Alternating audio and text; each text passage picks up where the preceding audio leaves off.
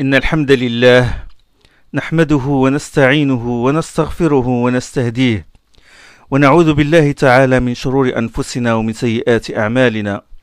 من يهده الله فلا مضل له ومن يضلل فلا هادي له، وأشهد أن لا إله إلا الله وحده لا شريك له، وأشهد أن محمدا عبده ورسوله.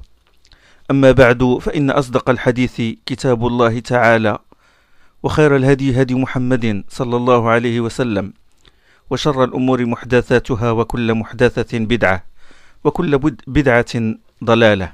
Je vais parler, Inch'Allah, d'une pratique, d'un courant de pensée qui a fait beaucoup de mal à la communauté musulmane, qui a été l'une des principales causes de sa stagnation et de sa régression, l'une des principales causes de son sous-développement, à savoir l'imitation servile d'un savant ou d'un cheikh. C'est ce qu'on appelle le taqlid. Suivre un savant sans revenir à ses preuves, sans user de son intelligence, sans méditer, sans recourir au Coran et à la Sunna. Il n'y a pas plus grave, chers frères et chères sœurs, que d'exercer une pression psychologique et une censure idéologique sur un homme, que de l'empêcher d'user de son intelligence. Oui, au nom de l'islam, ce genre de pratique est utilisé, ça existe. Certains soufis, pas tous bien sûr, disent que le novice, ça c'est connu, que le novice, le mouride, et le novice, l'élève, le disciple, et le cheikh, que le novice doit se comporter devant le cheikh comme le mort entre les mains de celui qui le lave, lui céder tout, son corps, son cœur, son âme, son intelligence. Ce qui est connu dans certaines confréries, dans certaines sectes soufis, le novice prête serment au cheikh l'engageant à faire tel dhikr, à se comporter de telle manière, à faire un rite bien déterminé, sous la menace que s'il rend ce pacte, il va lui arriver tel et tel malheur. Ça existe, on le connaît. Et comme ils disent, les imprécations du shirk ne manquent jamais leur cible. Ça, c'est une sorte de censure, c'est une sorte de pression psychologique sur le musulman. Quand certains fuqaha, des madhab, des écoles juridiques, je vais parler, Inch'Allah, de ça. J'ai dit quand certains fuqaha disent que le fait de sortir d'un madhab, madhab hanafite, madhab malikite, madhab shafi'ite, madhab zahirite, madhab hanbalite, autre madhab, le fait de sortir d'un madhab est égarement, dalal, voire mécréance, kufr. C'est pas ça de la pression intellectuelle, c'est pas ça de la censure. Et pour protéger leur madhab, ou pour d'autres raisons, surtout dogmatiques, ils ont dit qu'il est interdit aux musulmans de méditer le Coran. Il n'est pas capable il n'est pas capable de déduire les enseignements du Coran. C'est un muqallid, ils lui ont collé le statut d'imitateur servile. Il est censé suivre aveuglément le savant. Seul le mujtahid, le savant mujtahid, c'est-à-dire qui a les éléments nécessaires pour déduire les lois du Coran, il a le droit de méditer le Coran. Je vais répondre, Inch'Allah, je vais réfuter cette argutie fallacieuse. J'ai dit, c'est l'une des conséquences de l'imitation servile, à savoir l'interdiction aux gens de méditer le Coran. L'imitation servile, l'attachement inconditionnel à un madhab, l'arrêt du l'ijtihad, comme ils ont dit, parce qu'ils ont revendiqué l'arrêt du l'ijtihad à un moment, et ça je vais en parler, Inch'Allah. Le manque de méditation du Coran, la censure, la pression intellectuelle, nous a donné la communauté que nous voyons aujourd'hui. Là je parle de manière globale. Une communauté sous-développée, divisée, qui imite aveuglément les autres, qui n'use pas de son intelligence.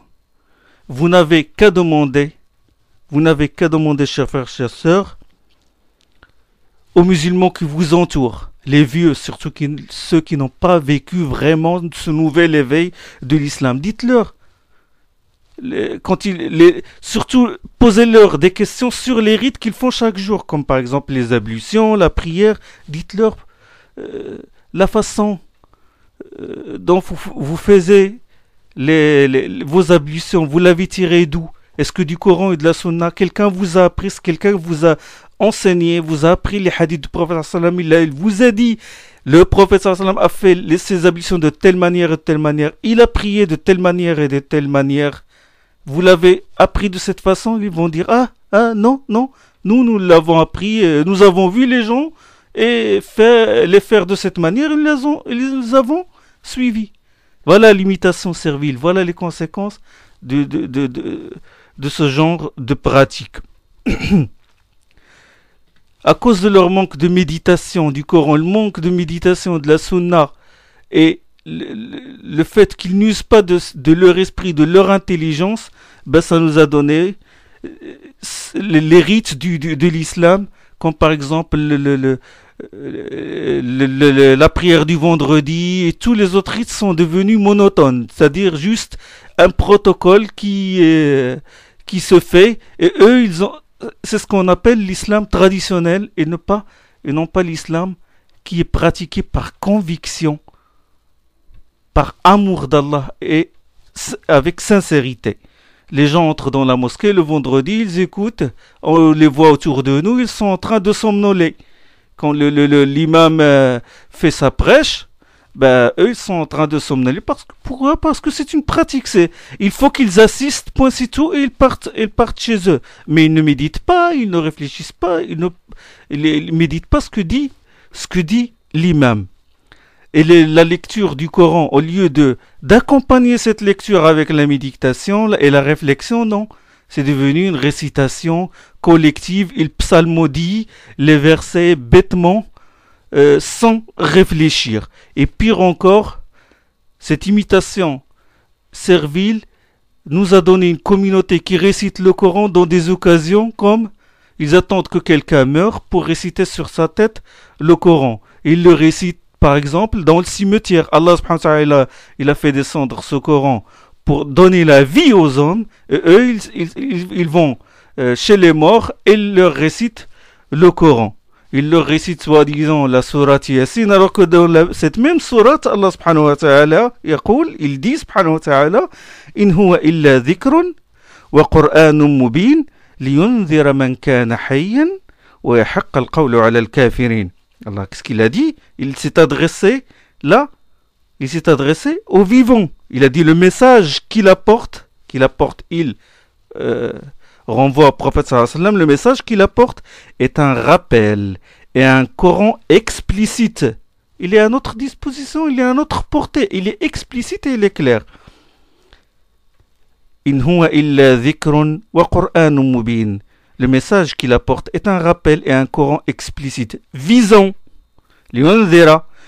à avertir ceux qui sont vivants et que l'arrêt divin prenne effet contre le kafirin, contre les mécréants.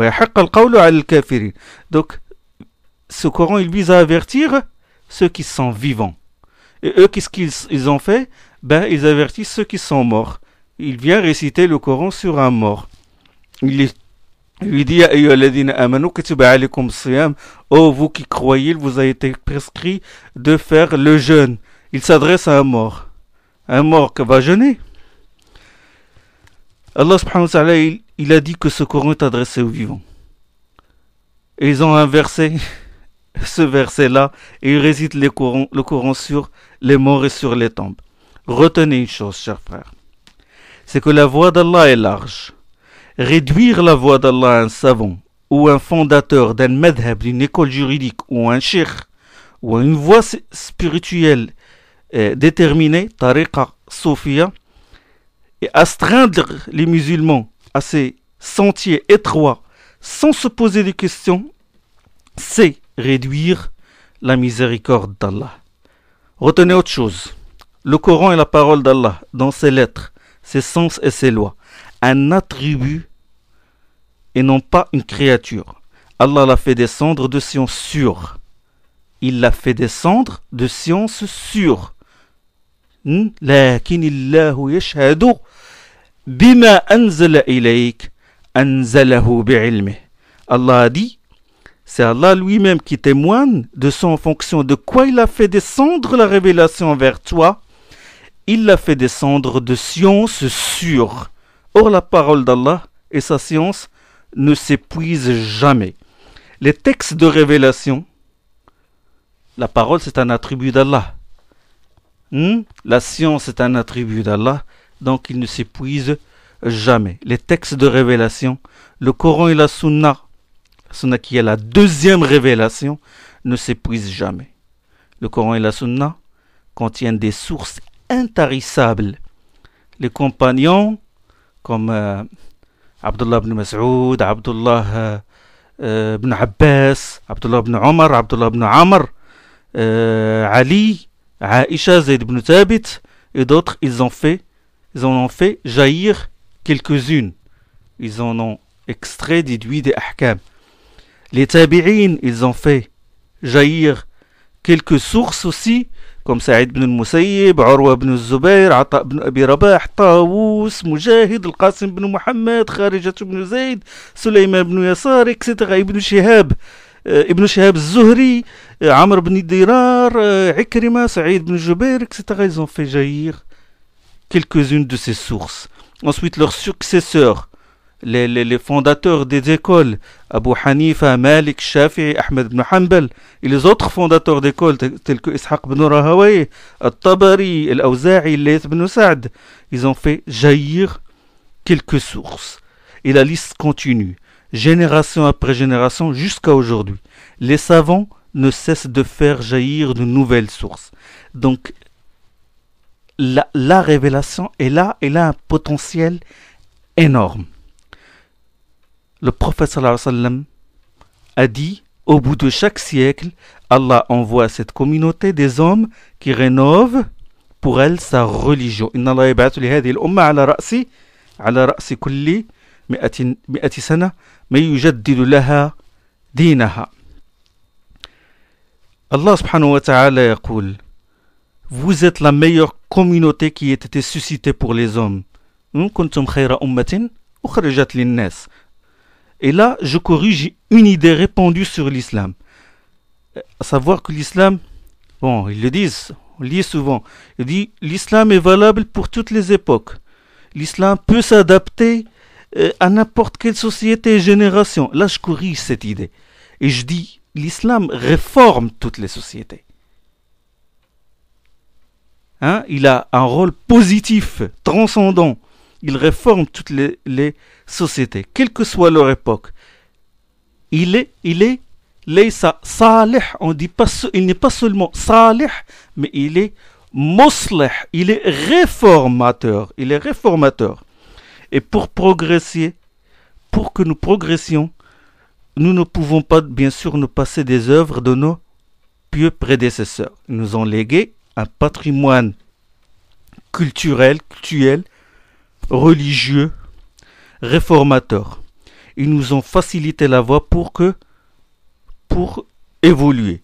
Et c'est une erreur de rejeter leurs œuvres. Certains frères, qu'Allah leur pardonne, ils disent qu'il faut rejeter tous les madhab, qu'il faut rejeter toutes les écoles juridiques, rejeter toutes leurs œuvres. Et ils rétrécissent la voie, le minhaj, ils rétrécissent la voie du salaf.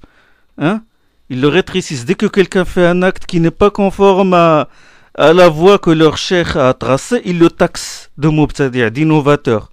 Ils ont condamné l'attachement inconditionnel au madhab et à l'adhésion à un madhab, et ils sont tombés dans la même erreur, parce que finalement, quand ils donnent des arguments, ils reviennent à leur cheikh, ils ne sortent pas de ces paroles. Donc attention de tomber dans ce piège-là, parce que certains sont allés dans l'extrême, obliger les gens à suivre un madhab, et les autres ils ont répliqué, et ils ont dit il faut rejeter tous les madhabs. Inch'Allah, je vais parler de ça, Inch'Allah, dans les prochaines doros. Bon, ce que je vais faire, j'ai marqué des points sur les doros que je vais faire c'est-à-dire les points principaux, considérés comme des titres. Les drosses que je vais faire sur le taqlid, sur la conformité, sur l'imitation servile, un madhab ou un savant, les points de ces drosses, les points de cet exposé, Inch'Allah, sont la conformité à la voie. Je vais parler de ça. La conformité à la voie d'Allah est inscrite dans la prime nature de l'homme. C'est-à-dire que l'homme est prédisposé naturellement à suivre la voie d'Allah et non pas à imiter aveuglément les gens. Ça, c'est un point. C'est-à-dire, je vais revenir à l'origine de l'homme, sa nature originelle. Est-ce qu'il est prédisposé à être un muqallid ou quelqu'un qui suit la voie d'Allah? Je vais citer les preuves dans le Coran qui condamnent l'imitation servile, taqlid, manboud, condamnable. Et je vais aussi parler, comme troisième point, de l'appel d'Allah des gens, sans exception, à méditer le Coran et à user de leur intelligence.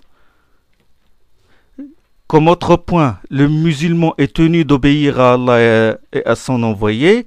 Je vais donner certains exemples dans la sira du prophète sallallahu alayhi wa sallam qu'il ne faut pas suivre aveuglément quelqu'un. Je vais donner certains aperçus historiques, Inch'Allah, pour comprendre tout cela. Comment est née l'imitation servile. Je vais parler de l'apparition des madahib, les écoles juridiques. Je vais parler plus particulièrement des 4 madhab, aperçus sur chaque madhab, ses savants, ses dalil, ses sources de législation et ses références. Et comme autre point, je vais poser comme question, je vais répondre à cette question, est-ce que les imams des madhab ont ordonné aux gens de les suivre aveuglément? Est-ce que ces imams-là ont cerné tous les hadiths, toute la sunna? Je vais parler ici du témoignage de chaque imam. Je vais donner des exemples, Inch'Allah, où chacun des imams a donné un avis contraire à la sunna, sans le vouloir bien sûr. Et comme autre point, l'apparition de l'attachement inconditionnel au madhab, c'est ce qu'on appelle ta'assub al-madhabi. Quand est-ce qu'il est apparu? La division que cela a causé et la revendication de l'arrêt de l'ijtihad. Comme autre point, les shubuhat, les arguties fallacieuses des muqallidin et leur réfutation, certaines de leurs contradictions. Je vais donner un aperçu, Inch'Allah, de aqidah, de la profession de foi de chacun des 4 imams, qui est bien sûr celle des salaf, des pieux prédécesseurs. Comme ça, vous aurez une idée de l'école d'un madhab. Le madhab, c'est une école. Il a un fondateur, il a un directeur, il a ce qu'on appelle muhaqqiq, muharrir, les élèves, des bons élèves, les mauvais élèves, les récalcitrants, etc., etc. Et le madhab, il a évolué depuis l'apparition des premiers madhab jusqu'ici, ça fait 12 siècles, ou même plus, 13 siècles. Le madhab, il y a des choses qui se sont introduites dans ce madhab-là.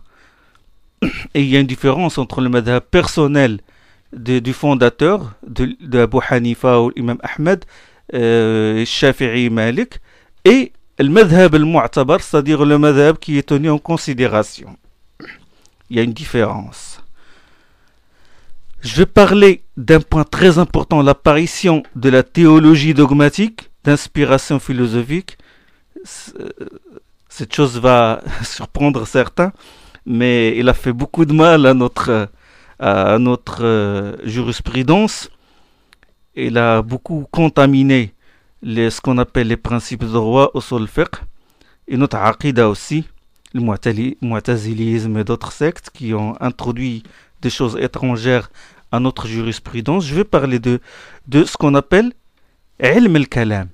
C'est ça ce qu'on appelle ilm al-kalam, c'est-à-dire la théologie dogmatique d'inspiration hellénistique, philosophique, qui s'inspire de la philosophie grecque. Ça, il a corrompu notre aqida et il continue de le corrompre d'ailleurs. Je vais parler de ce point, les effets néfastes de celle-ci sur le fiqh.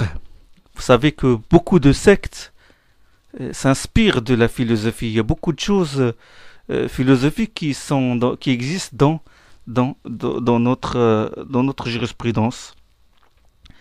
Et là, je vais aussi parler des innovations blâmables que le ilm al-kalam, que cette théologie dogmatique d'inspiration philosophique a engendré, à savoir, bon, je vais donner un exemple, à savoir que le fiqh est conjectural, yani mabni ala dhann, le fiqh fait l'objet de présomption, dhanni. La distinction entre les hadiths ahad, et les hadiths mutawatir. Les hadiths mutawatir, c'est-à-dire les hadiths rapportés selon des chaînes multiples de rapporteurs. Et les hadiths ahad sont en deçà, sont inférieurs, c'est-à-dire hadiths à rapporter selon 1, 2, 3 chaînes, même plus selon certains usuli muhaddith. Donc la distinction entre les hadiths ahad rapportés selon 1 rapporteur, 2 rapporteurs, 3 rapporteurs, et les hadiths mutawatir, c'est les hadiths qui sont rapportés selon des chaînes multiples de rapporteurs. Je vais parler aussi du sens propre, du sens figuré, al-haqiqa ou al-majaz. Je vais parler du ta'wil, parce que tout ça, ce sont des choses qui ont... ce sont les conséquences de cette influence de la philosophie sur notre fiqh. Je vais parler aussi de la position des 4 imams vis-à-vis de cette science, à savoir ilm al-kalam, la science qui est d'inspiration philosophique. Et bien sûr, ces imams n'étaient ni mu'tazilites ni ash'arites, ça c'est venu après, bien sûr. Ils étaient sur la voie des gens de la sunna et de la jama'a, la voie des compagnons et des tabi'in, la voie du prophète sallallahu alayhi wa sallam. Bon, comme autre point, le musulman est-il tenu de suivre un madhab particulier? Est-il au moins permis de suivre un madhab? Ça, je vais répondre, Inch'Allah. qu'Allah daigne m'aider pour répondre, donner les bonnes réponses à ces questions.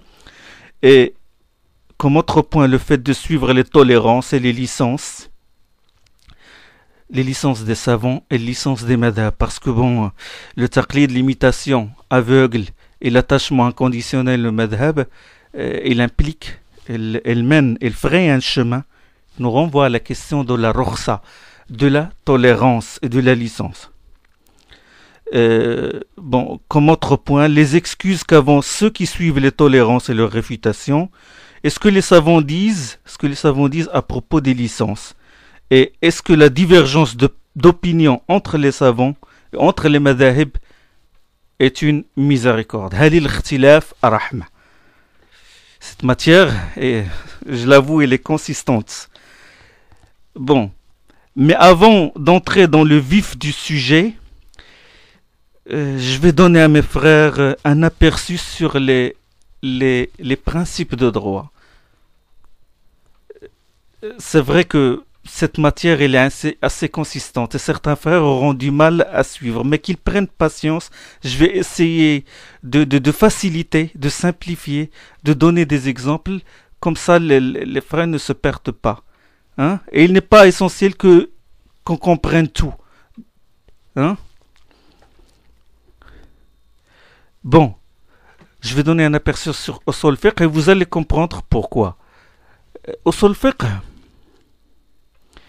il y a un problème que j'ai constaté chez certains frères, c'est que quand ils discutent d'un point, quand on discute d'un point de religion, quand on veut connaître un statut ou quelque chose comme ça, il faut toujours ramener ce point de religion à sa source. Faire ce qu'on appelle ta'sil. Il faut savoir de quoi parler. De quoi on parle? Là, on parle du taqlid, l'imitation servile. Hein? Le taqlid. Quelle est la discipline? Quelle est la science qui traite ce sujet-là? Quelle est la science qui étudie le problème de l'imitation, du muqallid? Cette science, c'est les principes de droit, usul fiqh. C'est usul fiqh qui s'intéresse au muqallid. Vous savez que les sciences, usul fiqh, le tafsir, l'aqida, maqasid sharia, tout ça, ce sont des disciplines, n'est-ce pas, de la religion. des disciplines, des sciences, de la religion, ils sont apparus après la mort du prophète sallallahu alayhi wa sallam, sont apparus plus tard. Les compagnons du prophète sallallahu alayhi wa sallam n'avaient pas besoin de ces sciences-là. Ils puisaient leur ahkam du prophète, de la niche prophétique, directement de la révélation. Ils demandaient au prophète sallallahu alayhi wa sallam. Et ils connaissaient la langue arabe, c'est-à-dire ils parlaient spontanément la langue arabe avec ses règles et tout. D'accord? Donc les compagnons n'avaient pas besoin de ces disciplines, ce n'est qu'après que nous, que pour mettre à notre portée la science religieuse, la religion, que les savants classifiaient ces sciences-là, ils ont élaboré ces sciences-là, ils ont mis des mots techniques, etc. Ils ont systématisé chaque science pour que nous comprenions chaque point de religion, n'est-ce pas? Eux, par exemple, n'avaient pas besoin du ilm al-hadith, n'avaient pas besoin de la science de l'isnad. Isnad, c'est-à-dire la question des rapporteurs, que tel rapporteur il est honorable, qu'il est récusé, etc. Ils n'avaient pas besoin d'isnad, de chaîne de rapporteurs, puisqu'ils rapportaient le hadith directement de la bouche du prophète sallallahu alayhi wa sallam.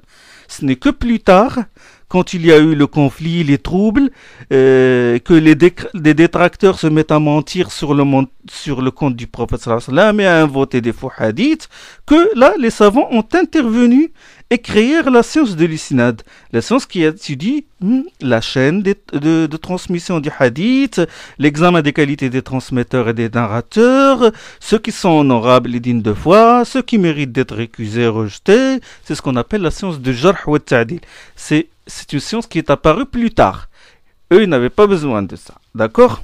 Donc, pour protéger le hadith des mensonges, des fichiers entiers furent établis pour chaque transmetteur du hadith. Comme Sir A'lam Nubala, Tahdhib al-Kamal, Tahdhib al-Tahdhib, etc. Des grands savants. Ils ont dénoncé ceux qui montent sur le compte du prophète sallam, comme a dit Ibn Sirin. Ibn Sirin, c'est le tabi'i qui a rapporté beaucoup de hadiths, qui était, si vous voulez, l'élève, le disciple de Abu Huraira radiyallahu ta'ala anhu. Ibn Sirin, qu'est-ce qu'il a dit? Il a dit nos pieux prédécesseurs, c'est-à-dire les compagnons, ne posaient pas de questions sur la chaîne des rapporteurs, sur l'isnad. Quand le trouble éclata, ils se mirent à examiner l'isnad. L'isnad, ça veut dire la chaîne de transmission. Et à prendre les hadiths des gens de la sunna, rejeter les hadiths des gens de l'innovation. D'accord? Ils n'avaient pas besoin, les compagnons n'avaient pas besoin des règles de la langue arabe. Compagnon du prophète sallallahu alayhi wa sallam n'a pas besoin de lui dire que le mubtada il est marfou', etc.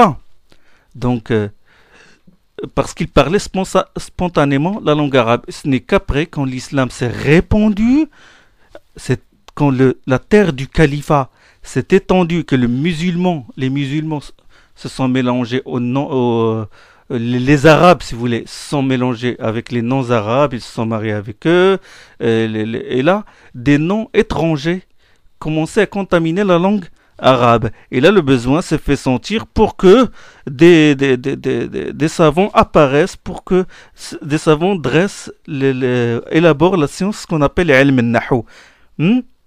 D'accord? Que le Kisa'i, le premier c'était le Farahidi, Sibawayh, le Kisa'i, tout qu'ils ont fait sortir les règles de la grammaire pour protéger la langue arabe. Donc toutes ces sciences, leur but c'était de protéger la religion.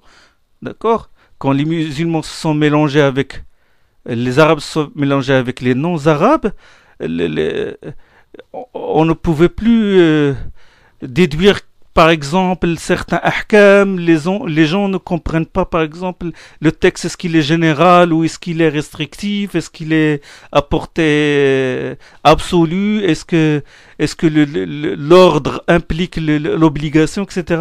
Bon, les gens ont perdu ces significations-là. Donc là est intervenue la science des usul fiqh, des principes de droit.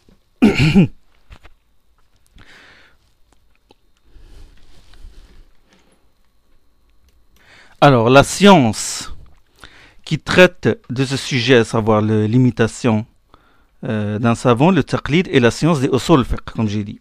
Usul al-fiqh sont les fondements du droit, ou les principes du droit, ou la méthodologie du droit. C'est une science qui s'intéresse aux arguments globaux. Usul al-fiqh, c'est la charpente du fiqh. Elle est comme la logique. Le usuli, c'est-à-dire le alim al-usul, le spécialiste dans les principes du droit, il s'intéresse aux preuves globales. Et le faqih, il s'intéresse aux preuves, aux détails. Donc le usuli, il établit les règles générales qui permettent de déduire les lois des textes. D'accord? Si vous voulez, le usuli est la théorie et le fiqh, c'est la pratique. Par exemple, quand Allah il dit « Oh, vous qui croyez, lorsque vous vous levez en vue de faire la prière, lavez votre visage et vos mains jusqu'au coude. Ya ayyuhalladhina amanu, idha qumtum ila as-salati faghsilu wujuhakum wa aydiyakum ila al-marafiq » Usuli, qu'est-ce qu'il dit? Il dit cette phrase est une phrase conditionnelle. « Oh, vous qui croyez, lorsque vous vous levez en vue de faire la prière, lavez votre visage et vos mains jusqu'au coude. Ya ayyuhalladhina amanu. Il dit cette phrase est une phrase conditionnelle. Et ils ont déduit quoi? Ils ont déduit que la purification est une condition de la validité de la prière. Lorsque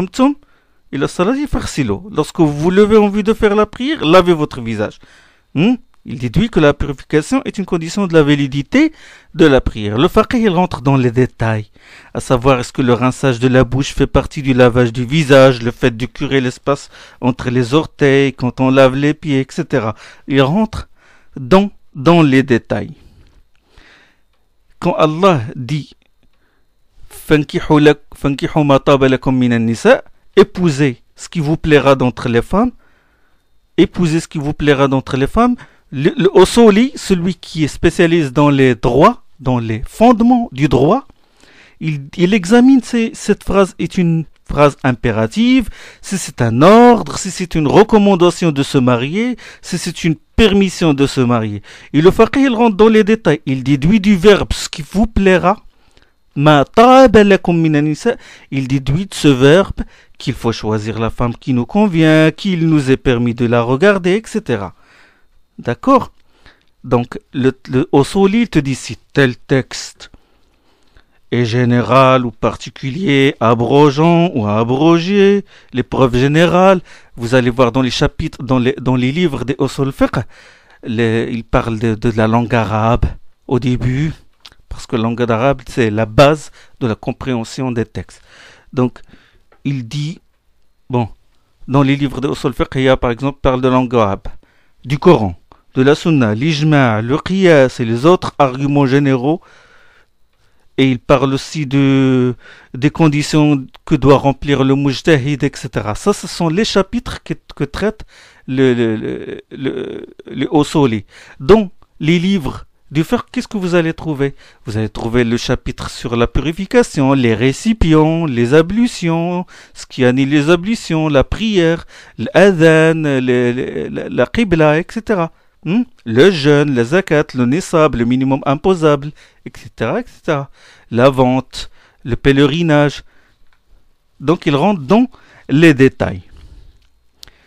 Alors, je vais définir, parce que c'est très important de connaître, je donne au moins un aperçu sur usul fiqh, pour que vous ayez déjà une idée et qui vous préparera au reste des leçons. Parce que je vais parler beaucoup de usul fiqh, c'est vrai que cette série de leçons sont consistantes, ils comportent beaucoup de choses. La aqida, il comporte le fiqh, usul fiqh et beaucoup de les madhahib, un peu d'aperçu historique. Et là, je vous donne au moins un aperçu sur usul fiqh. Mais je préfère vraiment que vous preniez un stylo et un papier que vous marquez. Bon, la science des usul fiqh, ou la méthodologie juridique, est une science. Voilà, je vais le définir, c'est bon? Est une science qui étudie la manière de déduire les ahkam je dis ahkam parce que ahkam, ce sont les qualifications juridiques, ce sont les statuts, les injonctions, etc. Donc, c'est une science qui étudie la manière de déduire les ahkam, et vous mettez ahkam entre parenthèses les statuts, les qualifications juridiques, vous allez comprendre, Inch'Allah, les injonctions et tout. Ces ahkam-là, déduire ces ahkam de quoi? Des arguments scripturaires, c'est-à-dire des arguments de la révélation. Donc, il étudie la manière de déduire une loi, une qualification juridique, un statut juridique d'un texte de révélation. C'est bon? Alors, nous allons décortiquer cette phrase. C'est bon? Nous avons ici combien d'éléments? Nous avons combien d'éléments dans cette phrase? 4. Vous marquez 4. 4 éléments, 4 axes ou 4 pôles. Le premier axe, nous avons le hukm, le statut, le hukm. Je vais expliquer ce que ça veut dire. Le deuxième axe, c'est l'argument, le dalil. Alors le hukm, c'est quoi? C'est le fruit. On peut assimiler ça à un arbre. Le hukm, c'est le fruit. Le deuxième axe, bon, l'argument, c'est le dalil, c'est l'arbre, c'est l'élément qui produit ce fruit. Le troisième axe, c'est quoi? C'est comment l'argument désigne ce hukm. Comment l'argument, le texte, le verset du Coran, le hadith, implique ou désigne ce hukm-là. C'est cette relation, ce lien entre le texte et le hukm. Et le quatrième axe, c'est l'auteur de la déduction. L'auteur qui procède à cette déduction, qui raisonne. D'accord? Donc, 4 éléments vous marquez. Le premier, c'est le hukm, le fruit. Le deuxième, c'est l'argument, c'est l'arbre qui produit ce fruit. Le troisième, c'est la déduction du hukm, du dalil, du texte. C'est comment on tire, on cueille, la manière de cueillir ce fruit de l'arbre. Et le quatrième, c'est l'agriculteur, c'est l'auteur de la déduction, la personne qui est capable de faire cette déduction. D'accord? Alors, le hukm, c'est bon? Alors ça, on va parler du hukm. Le premier axe, le fruit. Le hukm, vous mettez 3 flèches. Alors, il a une réalité en lui-même. Le hukm a une définition, nous allons le définir. Et il a une classification, nous allons lui donner une classification. Et il a un rapport avec quelque chose. C'est bon? C'est bon. Alors la définition du hukm, c'est quoi? C'est ce en quoi consiste le discours d'Allah concernant l'acte du serviteur. اقتداء الخطاب المتعلق بأعمال المكلفين. C'est ce en quoi consiste le discours d'Allah concernant l'acte du serviteur en tant qu'homme nanti d'une responsabilité légale, pleine et entière. Je vais expliquer, Inch'Allah. Donc le hukm, c'est ce qu'implique le discours d'Allah. Le discours d'Allah, c'est un verset du Coran ou un hadith authentique. C'est ce qu'implique le discours d'Allah. Concernant quoi? Ce discours concerne quoi? Il concerne l'acte fi'l. Il concerne l'acte de l'assujetti. L'acte de celui qui est assujetti aux lois. C'est-à-dire le texte adressé à l'homme, à l'acte de l'homme qui est nanti d'une responsabilité légale, pleine et entière. Donc, ils sont exclus du discours d'Allah ici. Qu'est-ce qui est exclu? Il est exclu du discours d'Allah concernant sa propre essence. Quand Allah il parle de lui-même, alors là, ce n'est pas une question qui concerne les usul fiqh, ce n'est pas une question qui concerne le hukm, selon la nomenclature des usuli. Quand Allah il dit شهد الله أنه لا إله إلا هو والملائكة وأولو العلم قائما بالقسط. Allah en toute équité témoigne qu'il n'y a pas de divinité si ce n'est lui. Comme il le dit subhanahu wa ta'ala dans Surat Al-Imran. Là c'est un texte qui s'adresse aux actes des assujettis, aux actes de l'homme, non. Donc ce texte-là, il est exclu de cette définition. Et le discours d'Allah adressé au corps inanimé, quand Allah il dit وَقِيلَ يَا أَرْضُ ابْلَعِي مَاءَكِ وَيَا سَمَاءُ أَقْلِعِي وَغِيضَ الْمَاءِ. Et il fut dit, ô terre, absorbe tes eaux, et toi, ciel, arrête tes pluies. Il s'adresse à quoi? Il s'adresse aux hommes? Il s'adresse aux actes des hommes? Non, il s'adresse à des corps inanimés. Donc, ce discours-là, il n'a rien à voir avec la définition du hukm. Il ne concerne pas le hukm. Le hukm, le statut juridique, l'injonction, il s'adresse il concerne les actes des hommes. C'est bon? Alors, là j'ai donné la définition. Avec le temps, vous allez comprendre, Inch'Allah. Alors, j'ai donné la définition. La deuxième flèche, c'est quoi? Qu'est-ce que j'ai mis dans la deuxième flèche? La classification. La classification. Alors, le hukm se divise en deux. Vous allez bifurquer là, vous allez sortir deux flèches. Il y a ce qu'on appelle le hukm injonctif, hukm taklifi, et il y a ce qu'on appelle le hukm wad'i. Le hukm wad'i. Je vais expliquer le hukm taklifi et je vais expliquer le hukm wad'i. C'est pour cela, je vous dis qu'il vaut mieux prendre un stylo, un papier et marquer. Parce que c'est très important. Donc, hukm injonctif, hukm taklifi et hukm wad'i, hukm arrêté et posé. Hukm injonctif. Injonction, c'est-à-dire ordre enjoint. Le verbe enjoindre. Enjoindre de faire quelque chose. Taklifi. Vous mettez 5 flèches. C'est bon? Alors, 5 flèches. La première flèche, c'est quoi? L'obligatoire. Le wujub. C'est bon? Le wujub. L'obligatoire. Il s'appelle aussi fard ou farida, avec une certaine différence, bien sûr, entre les jumhur, la plupart des savants, et les hanafites sur la définition du farida. Mais, comprenez une chose, que hukm injonctif, hukm taklifi, sa classification, parmi les ahkam taklifiya, les ahkam injonctifs, il y a ce qu'on appelle le wujub, l'obligatoire. C'est ce que la loi, la charia, le shara, enjoint de faire ou impose. C'est bon? C'est ce que la loi enjoint de faire ou impose, ça c'est l'obligatoire, c'est le wujub. Ou en d'autres termes, celui qui le fait par soumission à Allah est récompensé, et celui qui ne le fait pas mérite le châtiment. Et je ne dis pas que celui qui le fait est récompensé, et celui qui ne le fait pas est châtié. Je dis celui qui le fait par soumission à Allah, à la différence de celui qui le fait par hypocrisie ou il le fait par habitude. Celui qui le fait, le wajib, celui qui le fait par soumission à Allah est récompensé, et celui qui ne le fait pas mérite le châtiment, et je ne dis pas qu'il sera châtié, parce que Allah subhanahu wa ta'ala, la miséricorde d'Allah est large, il peut faire d'autres actes qui peuvent expier son manquement. Je répète, le wajib, celui qui le fait par soumission à Allah est récompensé, et celui qui ne le fait pas mérite le châtiment. Exemple, pour illustrer ça. Exemple, Allah subhanahu wa ta'ala dit wa aqimus salata wa atuz zakat. Accomplissez la prière et acquittez-vous de l'aumône. Donc, qu'est-ce que je déduis de ce verset-là? L'obligation d'accomplir la prière et l'obligation d'acquitter l'aumône, n'est-ce pas? Donc ça, c'est un exemple de l'obligatoire.